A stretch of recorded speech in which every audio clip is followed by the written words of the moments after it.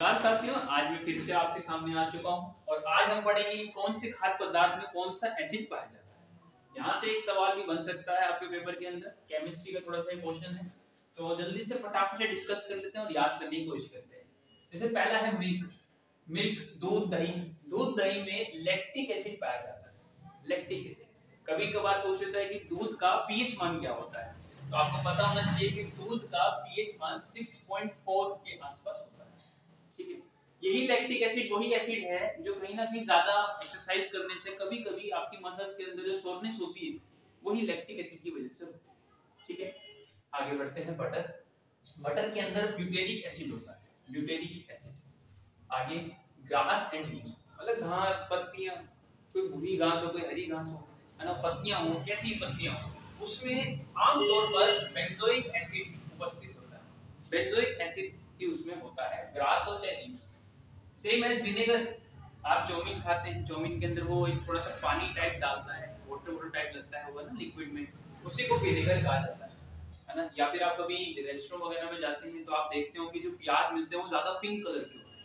वो पिंक इसलिए होते हैं क्योंकि वो विनेगर के अंदर डुबा के रखे हुए हैं। पूरा एक दिन जब आप विनेगर में उसे डुबा के रखोगे तब जाके वो स्वाद आएगा प्याज का, अच्छे लगते हैं ऐसे। विनेगर के अंदर एसिटिक एसिड पाया जाता है, एसिटिक। और ये सवाल पेपर में बहुत बार आ चुका है, स्टार लग लीजिए इस पे। आगे है टी, चाय।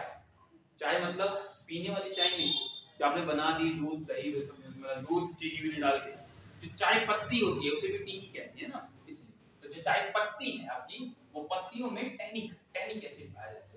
ठीक है, आगे है लेमन। और लेमन के लिए तो आप भैया 2 स्टार लगाइए, 2 स्टार लगा दीजिएगा। क्यों? लेमन के अंदर सिट्रिक एसिड पाया जाता है, और 2 स्टार इसलिए क्योंकि भैया कहीं ना कहीं यह एसिडिक मतलब विनेगर से ज्यादा रिपीट हुआ है इस पेपर्स के अंदर। ठीक है, सिट्रिक एसिड, सिट्रिक। यहीं से कभी-कभी वो लेमन का भी पीएच वैल्यू, पीएच मान पूछ लेता है, तो इसका पीएच मान बोल सकते हैं कि करीब-करीब 2.4 के आसपास इसका पीएच वैल्यू होता है। ठीक है, आगे बढ़ते हैं। आपका डीएनए आरएनए, ठीक है ना, डीऑक्सी राइबोन्यूक्लिक एसिड और राइबोन्यूक्लिक एसिड। ठीक है, deoxy ribonucleic acid and ribonucleic acid, इसकी फुल फॉर्म होती है। एंड डीएनए और आरएनए के अंदर फास्फोरिक एसिड पाया जाता है। कौन सा? फास्फोरिक एसिड पाया जाता है, फास्फोरिक एसिड। आगे बढ़ते हैं। टोमेटो। टोमेटो के अंदर ऑक्सैलिक एसिड पाया जाता है। आपके लाल टमाटर में भैया ऑक्सैलिक एसिड होता है, और ये वही ऑक्सैलिक एसिड है कि पहले के जमाने में जब फोटो वगैरह खींचते थे और उस फोटो को जब निकाला जाता था तो कहीं ना कहीं वहां पर ऑक्सैलिक एसिड का यूज किया जाता था। अगर आपके कभी आप पढ़ते हैं और आपके अगर शर्ट, व्हाइट शर्ट पे इंक लगी, पेन की इंक लगी, ब्लैक या ब्लू किसी भी रेड कोई भी इंक लगी, तो आप ऑक्सैलिक एसिड से हटा सकते हैं उसको।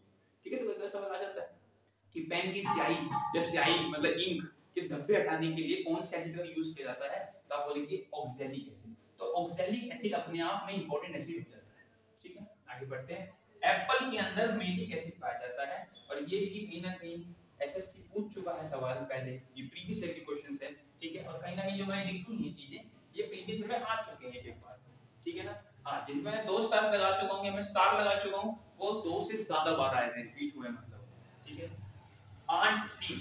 एंट स्टीम का मतलब है कहीं ना कहीं आप देखोगे चींटी का डंक। ठीक है ना, चींटी डंक, चींटी का डंक हो गया, बिच्छू का डंक हो गया, या फिर कोई भी छोटे मोटे कीड़े मकोड़ों का डंक हो गया, उसके डंक के अंदर फॉर्मिक एसिड होता है। कौन सा एसिड? फॉर्मिक एसिड होता है। आप बोलेंगे हमने तो बचपन में कहीं ना कहीं 10th क्लास की बुक के अंदर एनसीईआरटी में मेथनोइक एसिड पढ़ा है, तो देखिए फॉर्मिक एसिड का ही एक सब पार्ट होता है, मतलब उसी का एक पार्ट होता है, उसी में एक एसिड होता है। कौन सा एसिड? Methanoic acid. ठीक है ना, बट हम अगर पेपर में क्वेश्चन आएगा तो फॉर्मिक आएगा, मेथनोइक नहीं आएगा। ठीक है ना, और बहुत बार क्वेश्चन रिपीट हुआ है वाला तो फॉर्मिक एसिड ऑप्शन में आए ना कि मेथनोइक, क्योंकि उसे बच्चा कंफ्यूज भी तो करना है ना, इसलिए। और ये भी बहुत ज्यादा इंपॉर्टेंट हो जाता है आपके लिए। ठीक है, आगे इसके बाद हम अगला टॉपिक अगली क्लास में कवर करेंगे। तब तक के लिए आप पढ़ते रहिए, और आज के लिए जय श्री राम।